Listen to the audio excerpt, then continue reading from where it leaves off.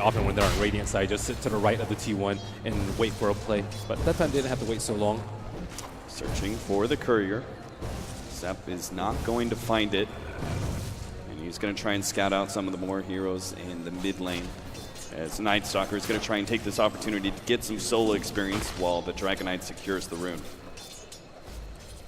The one good thing for LGD there is they didn't take that much damage from the Dragon Knight onto the tower. He just went into the jungle a little bit at Wiki, soaked up a lot of experience. And Jarek's playing very efficiently in the safe lane, rotating mid for that one kill, pushed Xiao 8 out of the lane, and he's level 4 after getting both of those E wards. Mind Control's finally getting some CS on himself as the lane does push out. From MMY, Xiao 8 just hit level 6 and will pick up Lasso at that time. I like this simply because of the fact that they just give Mind Control a little bit of space to work because he sees the Rubik mid not so long ago, and he thinks, okay, it's just me against the Slardar. May not be expecting a fast rotation like this one. The smoke is going to pop from Xiao 8, but may still be able to get the lasso. He's actually out of mana. Slithering Crush goes down, and now it's up to MMY to be able to lead with the telekinesis. Follow up, tosses him back, should be able to hit the pounce. Mind Control hoping to be able to juke it out, but they are patient. LGD hold on to it. Just knowing that the Slardar will burn out inside the flames, MMY is the one to pick up the last hit with Fate Bolt.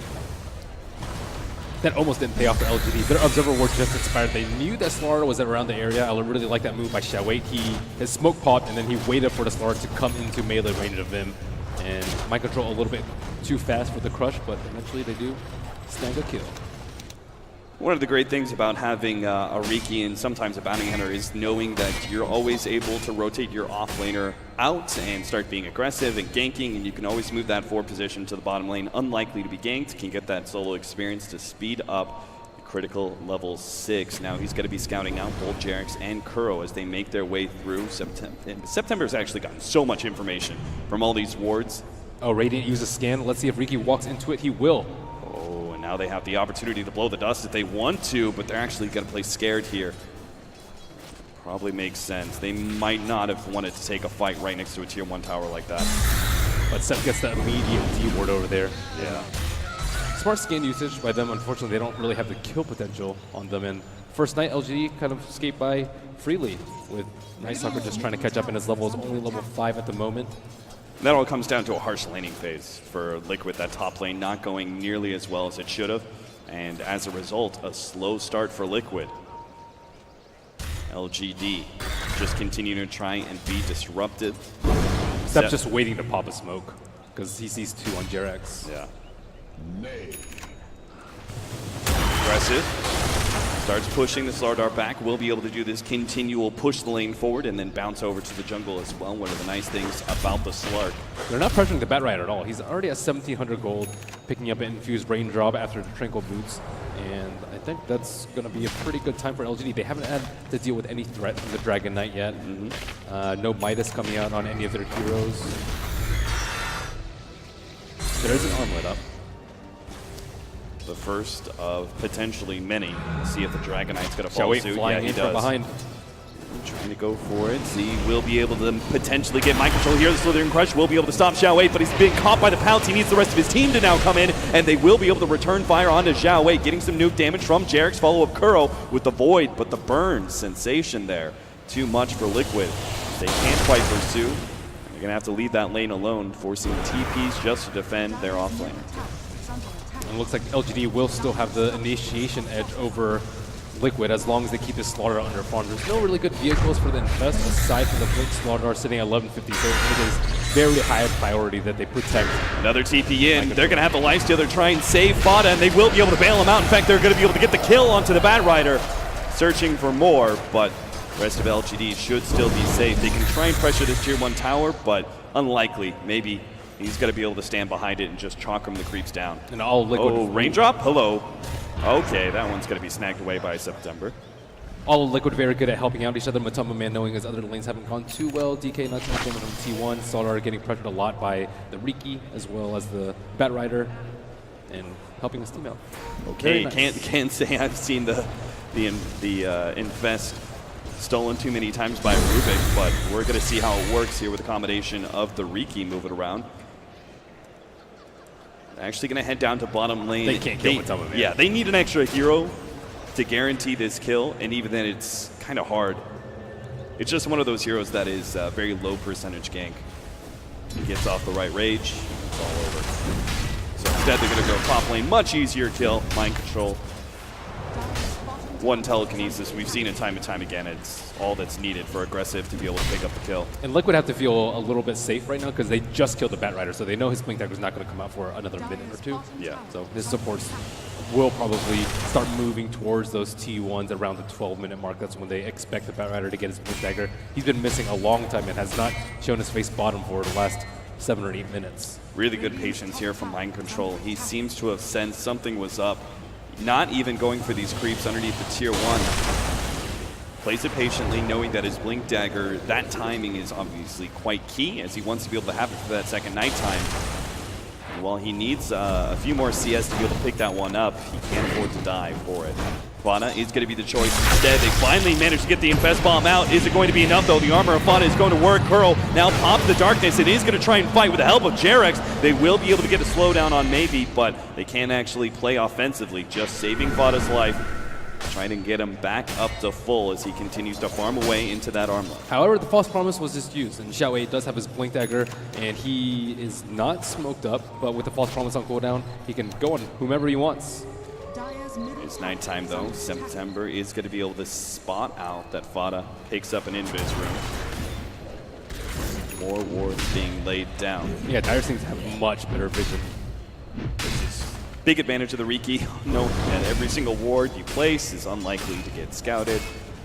And he can really get some deep ones.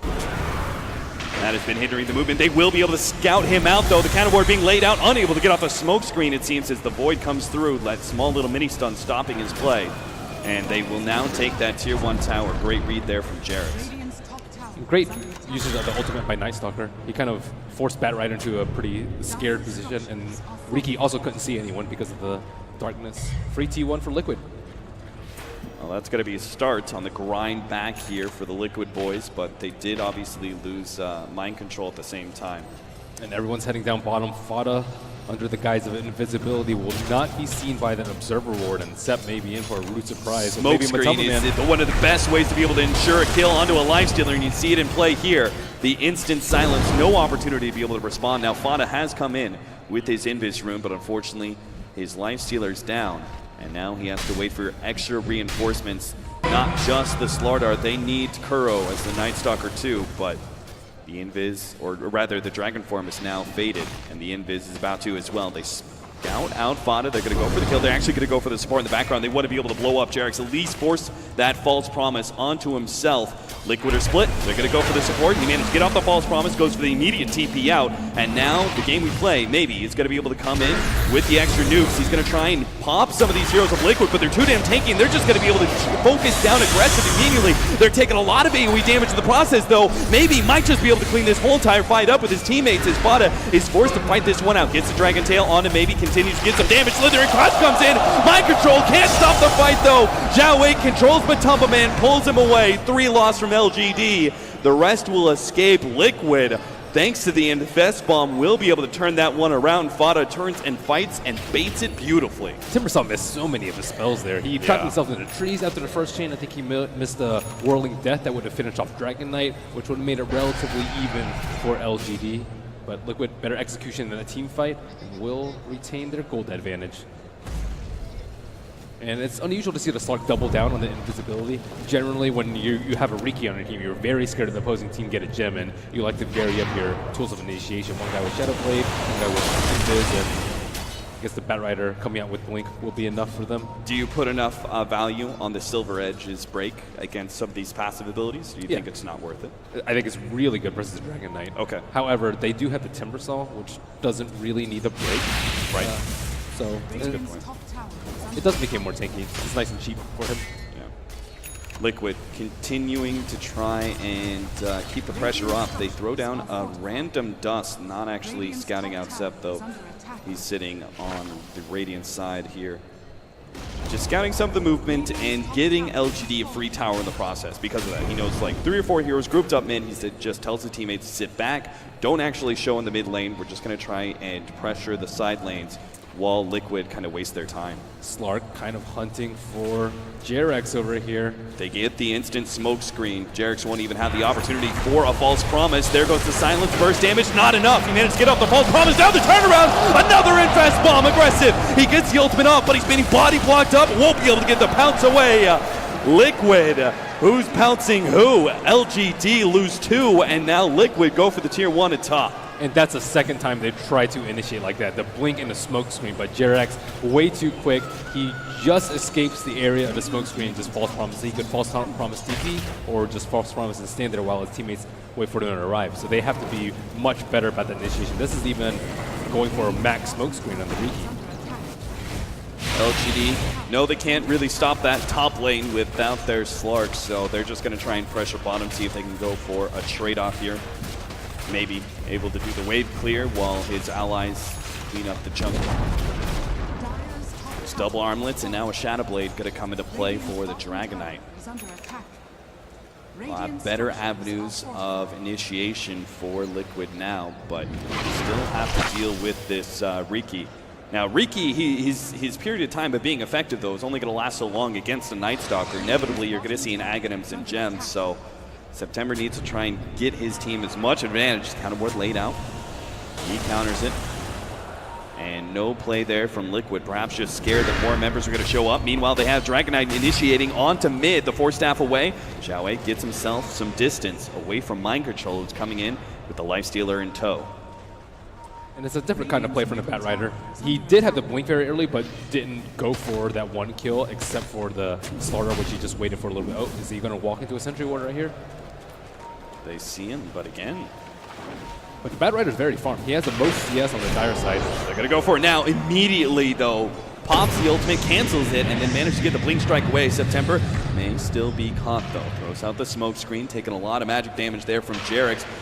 Just needs a little bit more. The heals are going to come through, though. Curl actually pops the void, but now we have all that Purifying Flames heal coming into play. Aggressive, though, has been scared away by the rest of Liquid. Now they have the initiation, but the Batrider gets popped. Couldn't even pull Matama Man. Maybe he's going to be up next. The Chakram not doing enough work, or maybe he does. He gets the Night Stalker, turns it around, gets it too. Can he get away, though? Fada just one-shots him with the Shadow Blade amplified damage. The physical damage manages to rip the Timber Saw asunder, and now they're going to be able to get more. September not able to make it out. They get the Courier and the Little Dog too. Riki goes down 2 for 3 to the favor of Liquid. LGD just have no good source of initiation. It seemed like they didn't have enough control for the Slark, but he was almost dead before the fight even started. Xiaowei, he got his lasso, and then he got immediately bursted down by the Purifying Flames. The Lifestealer is way too strong at this point. We are hitting a big peak now for Liquid. Every single nighttime should be a go for them to be able to take more map control, potentially some objectives. And it's all going to be up the pickoffs of Slark and Batrider together, it seems, to try and even out the advantage that Liquid are holding on to. They're still going to make the blink in. Xiaowei not actually having a lasso. What is this? He's going to try and get the 4-staff away, and it will be enough. They actually forced a couple of TPs. They really want to fight when Darkness isn't up. A couple of the last fights has been really difficult for them because of Kuro's ultimate, but they only have 50 seconds left before 20, and another nighttime will fall. But I don't think they're going to be able to catch anything. Liquid just going to wait until their ultimates are up. No Dragon Form for them. No Darkness. Sitting 4-man, Matama Man, even just farming up neutrals, not showing himself anywhere. And right as nighttime is about to come to fruition, they're going to try and get the gank onto Aggressive. Comes in, misses the slithering crush, though, and the invis away from Aggressive. Not quite what they had in mind with that smoke, but haven't wasted the infest yet. LGD should know that is a part of the Slardar initiation, though. They're going to run right past Sep, who's going to be able to get the information, pass it along to his allies, and back away from that bottom lane as needed. Runs through the counter ward, observer ward combination. Now the Riki sacrifice, just like that. And Liquid, they got their pick off. Where do they turn to, though? They're going to try and go for an early Roshan with the amplified damage. They go for the tier 1 tower. Feels like tier 1 is the safer play at this point. I think they know that LGD are going to make a move because they're just getting outfarmed and outplayed at every team fight. Right. So they're pretty desperate at this point. Yeah, speaking of farm, top 2 net worth by quite a margin. They're actually going to see Xiaowei blink for blink. Mind Control not going to be fast enough. Aggressive starts making its way in through with the Shadow Blade, but we have plenty of counter wards laid down in the past. Still going to play this one scared. Dragonite going to pop the Dragon Form and Shadow Blade. See if he can get the initiation. They scout out this TP in. Tier 2 counter ward laid out. That Sentry Ward does not see that Observer, though. That's going to be pretty unfortunate, not realizing that they are vulnerable now. Even maybe could get caught if he gets silenced up, but he backs himself away to the Tier 2. The dust goes out, not good, as they miss out there.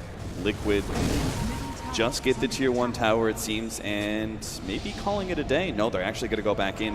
While it's still nighttime, they might as well. Cannon Ward laid out, Zhao 8 looking for its initiation. He's got to be careful, though, as he jumps in. Mind Control is going to try and counter-initiate, but misses his Slithering Crush again. Neither team looks like they want to fight right now. Liquid, they've kind of weathered the storm with the early game Riki threat, and he is very poor at this moment. He's at 5 deaths right now, and I think Night Stalker has more than caught up from suffering in the early dual lane at the start. Yeah. And now the Riki is very useless, even without the gem. So with that, Firefly on cooldown, they're going to try and sneak in a Roshan here. This is rather risky. Firefly is about to come back up. They didn't use scan, they saw Zhao 8 and Rubik. Well now, oh, that is actually one hell of a flame break. It pushed Matumba Man up onto the cliff. They're now trying to heal him up. He's going to rage TP out, but this is an opportunity for a jump. They will immediately, false promise as he gets brought down to earth, but can they actually finish him off? The jump in there. Mind Control trying to create some space. Matumba Man is healing himself up, but Mind Control is now going to be caught underneath the smoke screen. They try and get the silence out, but Aggressive gets off the Dark Pact as well as his ultimate, starts going to town. Already taking out the Life Stealer. Goes for Fada next. TP away, not in time, and oh my god! Blink in from Mind Control. He instantly disappears like a magician. 3 down, LGD go for the 4th, and Kuro, that's going to be full 5-man wipe just like that. The Roshan. Not the play, it seems, for Liquid as they give up their advantage they had built. 5 heroes down, a Roshan dead, and Aegis going the way of LGD. Wow, that's one of the best individual plays I've seen this tournament. That play from Zhao 8 right there with the flame break onto the high ground. They had vision of him with that Observer Ward and saw Roshan feeding on him. They had to blow so many cooldowns. They had to blow the Fate's Edict on him immediately, and he had a rage after he was lassoed down to the low ground, and that will be, what, 5 heroes, Roshan, and Aegis. Yeah, you could just see that precipitous drop there of both gold and experience from Liquid in the graphs.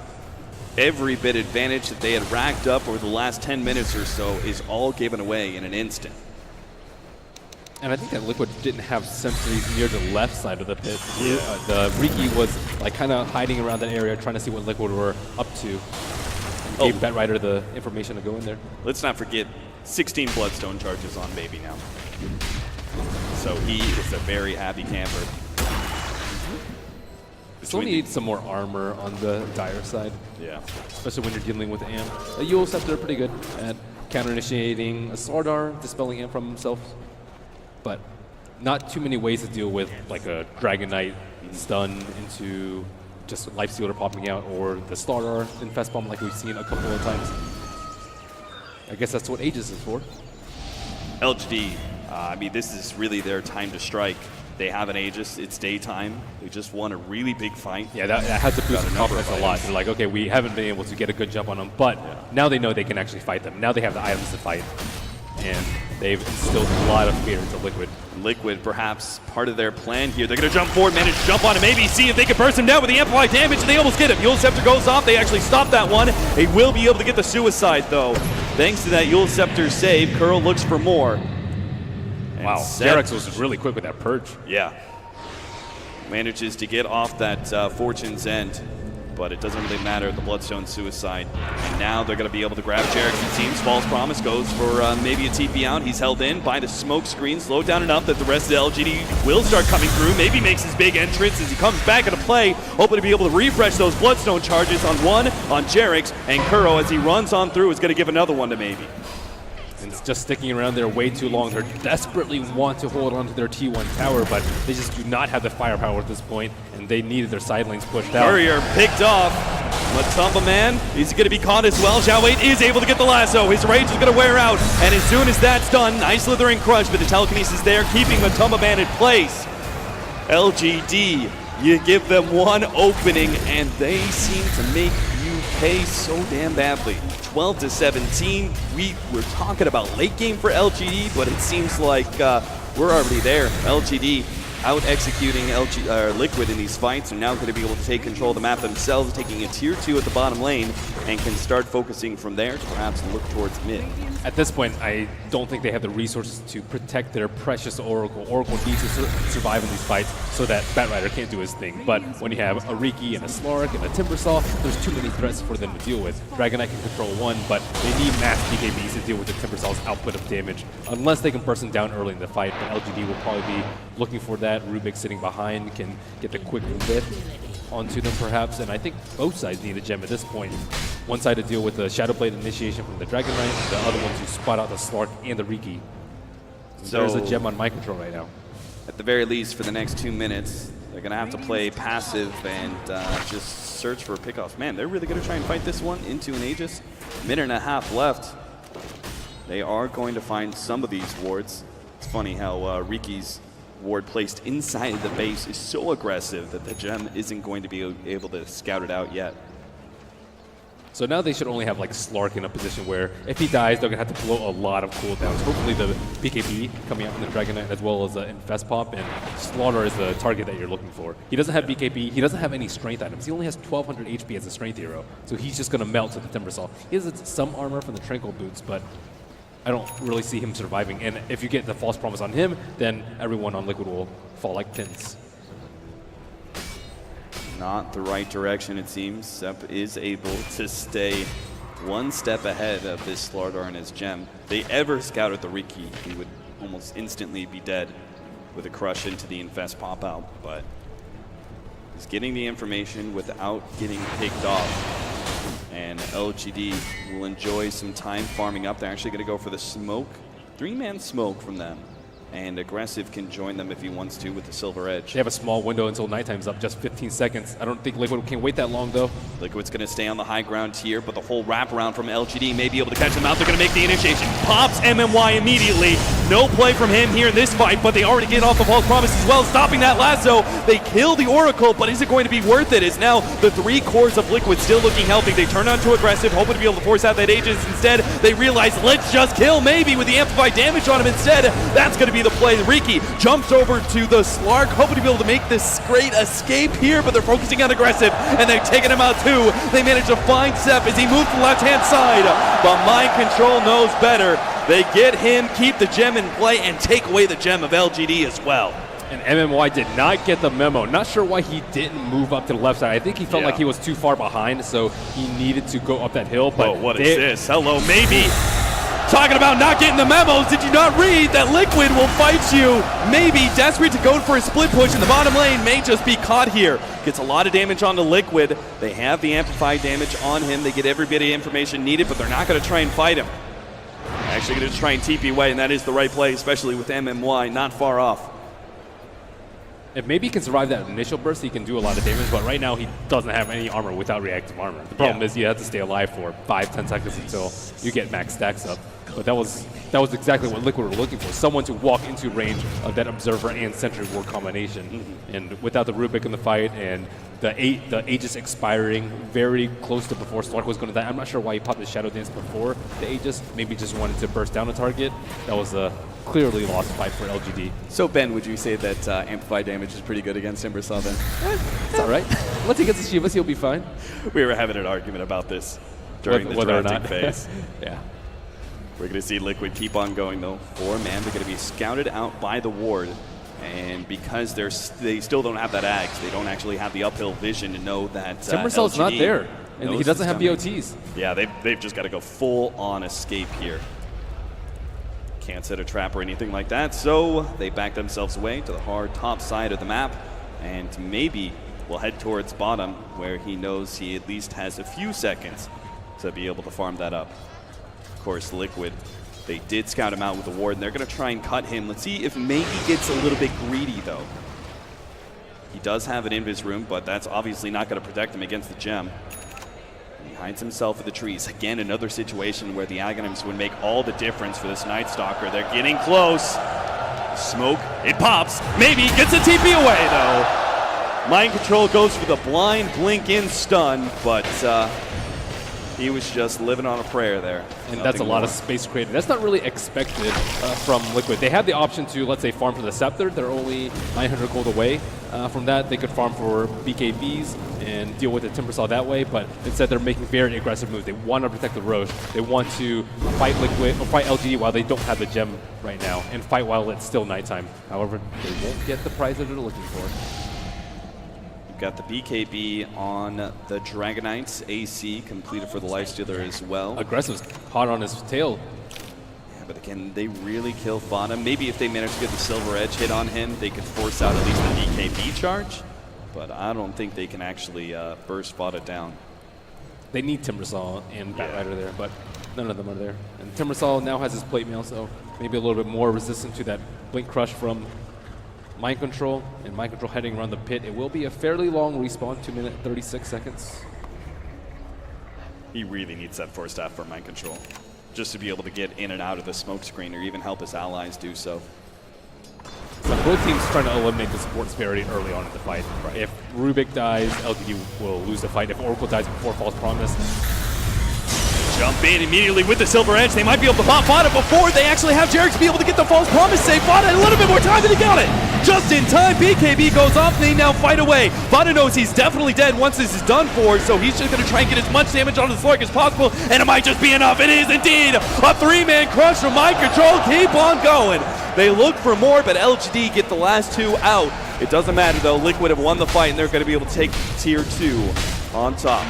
and just not enough damage from LGD. They were so close to popping him before the False Promise.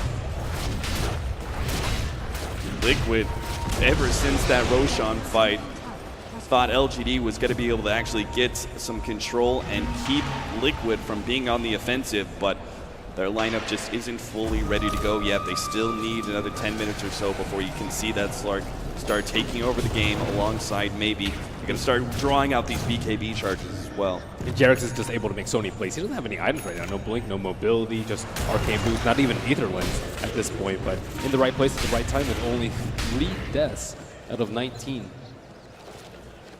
Very nice play from him. Considering how he's target number 1 for Slark, sometimes the Batrider, the Timbersaw would like to be able to burst him down as well.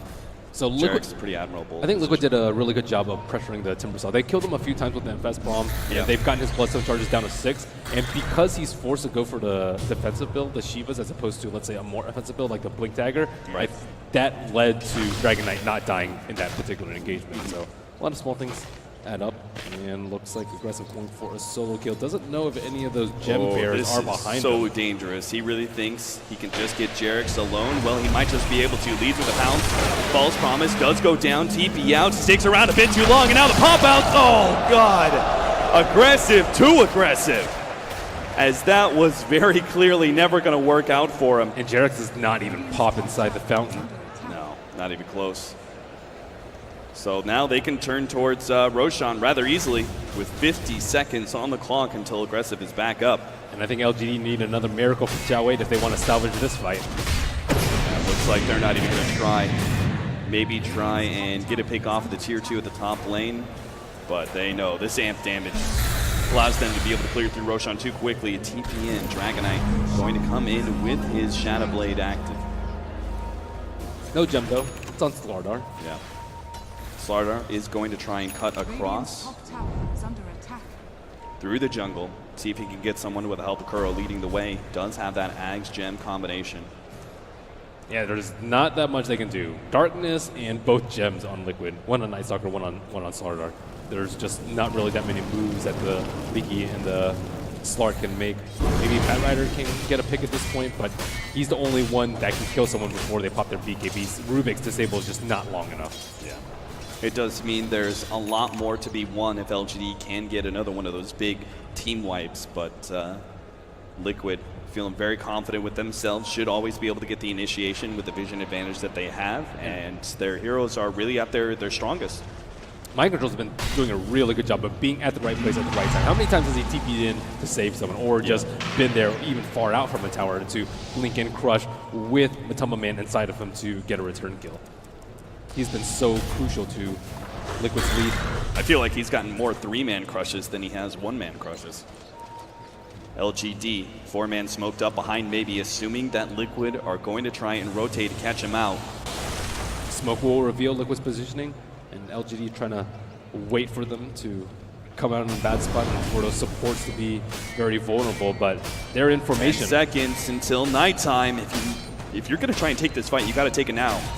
As LGD, still aggressive, moves forward, tries to get the scout out, but he does get crushed up, almost gets taken out, but managed to get the Dark Pact off, and now into his ultimate. Starts right-clicking onto Matumba Man, but Matumba Man doesn't care one bit. He's going to go for the Bat Rider, and now LGD realize they have to bail. He's going to be aggressive, trying to flee as he's got the Silver Edge in a few more seconds. Dark Pact, oh, just barely outside of the crush. Now runs himself away. The Infest Bomb's not going to be able to find him. They do at least get the Void onto MMY, stopping his TP away. Will be able to get that kill, but they're still chasing aggressive. Not going to be good enough, though. The crush does manage to get off that slithering crush and will be able to get himself away. MMY did end up going down. Bigger bounty definitely would have been that Slark, but still, Liquid win the fight. Will be able to take yet another objective. The classic transition for Liquid from team fight to objective.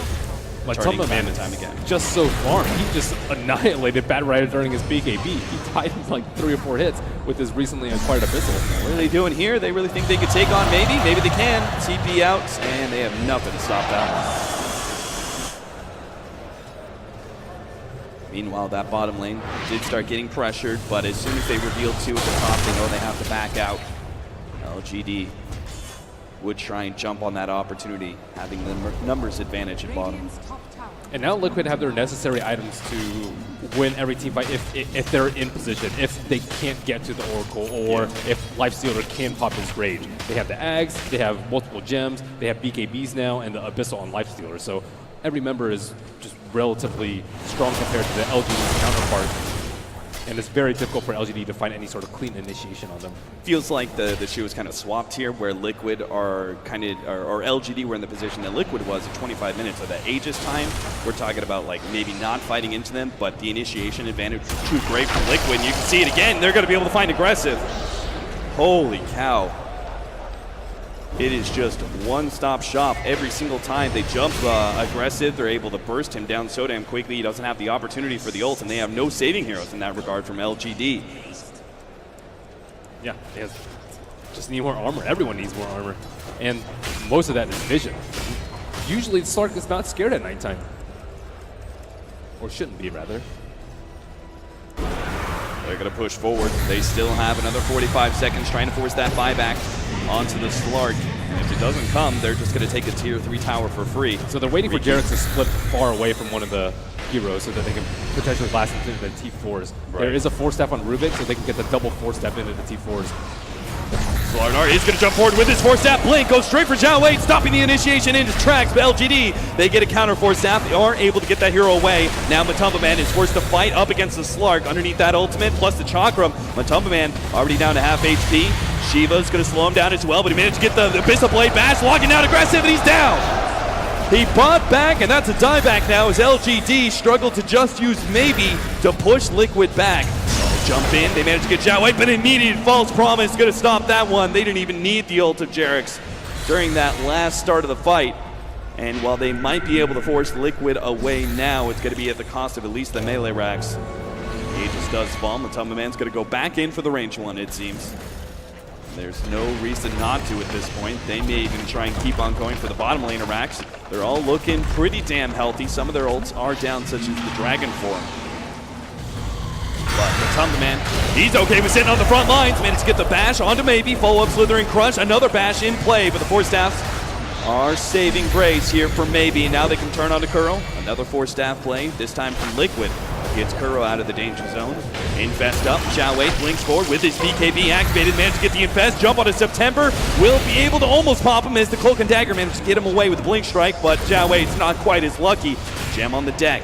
Maybe trying to get run away through the trees. Matumba Man keeps him locked on. They take the tier 3 tower at bottom. Vada focusing on objectives. Matumba Man, meanwhile, the big meat shield on the front lines that maybe just can't seem to eat on through. Vada now healthy enough, jumps himself forward, doesn't go for the Dragon Tail just yet. And Now they want to back themselves away. Maybe jumps forward, tries to go for Jarek's. False promise used there. It's Dragon Tail, cancels Maybe's push forward. Jarek's going to try and get the TP out. Fada will do something similar here to see whether or not Jarek's doesn't even get popped inside the fountain. Gets the full heal and a clean escape there from Liquid. Again, it is so ridiculous how well Jarek is able to play without any items. He just picked up his Blink Dagger, but he still hasn't died since last time I talked about him. A 14,000 gold lead from Liquid. How different this game and how much faster potentially this game could have been if Liquid didn't have that nasty fight around the Roshan. It's pretty intimidating that Liquid made that huge error, and we're still able to come back and are now in quite the lead against LGD in this game one. I think that's the only large-scale team fight that LGD out-executed Liquid. Most of the time it's like even the mid T3 base defense maybe had missed most of his spells. Rubik like kind of lifted him to the wrong side of Timbersaul's burst, and they tried to chain out, and then he missed 3 of his spells as they were trying to kill the Lifestealer. And that's one of the benefits of having Lifestealer. You press your rage, and if they don't kill you before you can pop your rage, your team will most certainly win the fight. And Jarex does have the Oracle plus Promise to even aid him in that. And they have incredible amounts of burst. If someone's out of position for half a second, or they get their Force Staff just a little bit too late, the Slaughter plus Amp plus huge minus armor from the Lifestealer will eat him alive. We're 42 minutes in. Yes, the Slark will start becoming a terror eventually, but Liquid have definitely delayed this late game threat by being able to force him to buy back in. Has died 7 times in this match. So he is actually quite critically delayed. His net worth sitting at around 15K compared to the 23K of the Lifestealer. Liquid are in very comfortable position, not really pressed for time whatsoever. They can afford to wait on Roshan if they need. He can't win the BKB wars though. Dragon Knight has a ton of armor, and he has heart on top of it, so he does a lot of damage while being incredibly tanky.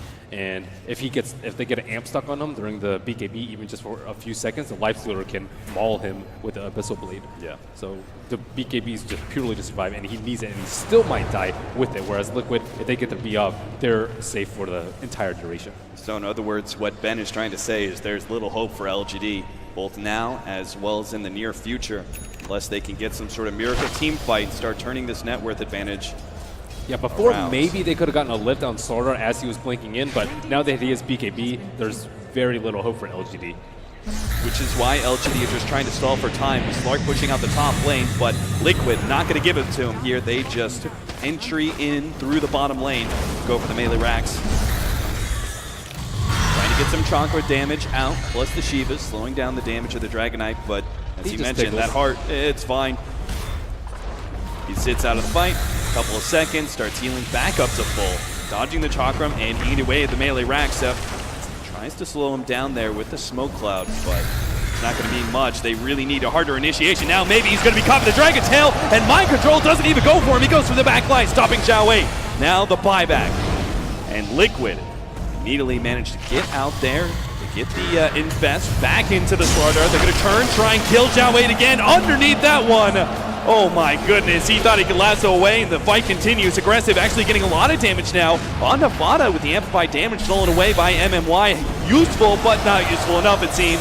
80 seconds down, and LGD call it just like that. Liquid on a tear through the lower bracket. Haven't dropped a game yet since they're knocked down by MVP. And they're supposed to be facing the tougher team as LGD and just beat MVP too, but it seems like they've really hit their stride now.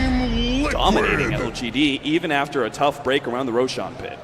Moo mentioned Lifestealer's ridiculous win rate coming into this game. They seem to have a lot of counters, anti-BKB from the Bat Rider, the Smoke Swing from the Riki, Timbersaw, who's supposed to be really good, and Slark, Rubik with a low cast point. Like, all 5 of these heroes are theoretically decent versus Lifestealer, but Liquid made it look easy. They